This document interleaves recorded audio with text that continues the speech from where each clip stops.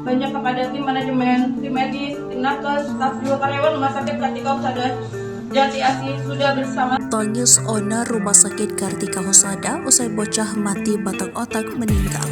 Diduga malpraktik minta maaf. Owner dari Rumah Sakit Kartika Husada Jati Asih Kota Bekasi yakni Dr. Lydia Kartika kini menangis pilu usai mengetahui pasiennya Alvaro 7 tahun alami mati batang otak usai operasi amandel tewas diduga malpraktik. Kini Lydia Kartika selaku owner Rumah Sakit Kartika Husada Jati Asih sontak meminta maaf sambil menangis lantaran merasa bersalah atas peristiwa pilu yang terjadi.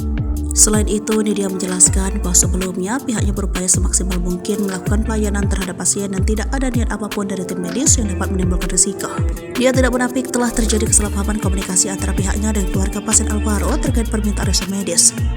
Saat itu lanjut Lydia, keluarga meminta resum medis bertujuan agar bisa bersama-sama mencari rujukan rumah sakit yang lebih lengkap. Di sisi lain, manajemen Rumah Sakit Kartika Husada Jati Asih juga telah melakukan rapat khusus untuk penanganan pasien anak bernama Alvaro, termasuk mencari rumah sakit rujukan. Kondisi Alvaro kata dia merupakan pasien masuk kategori non-transferable atau sulit untuk dipindahkan untuk dilakukan rujukan. Perlu kendaraan medis khusus yang memungkinkan memindahkan Alvaro. Hari ini pula yang menjadi pertimbangan dalam proses rujukan. Titik terang mencari rumah sakit rujukan muncul pada Minggu, 1 Oktober 2023, satu hari sebelum Alvaro dinyatakan meninggal dunia.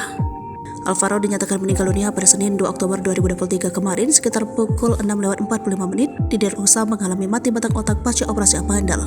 Kronologi bermula pada Selasa 19 Oktober 2023 lalu, Alvaro menjalani operasi amandel di Rumah Sakit Kartika Husada Jati Asih. Dia tidak sendiri, kakaknya bernama Vincent 9 tahun sama-sama menderita sakit amandel. Mereka berdua menjalani operasi di hari yang sama.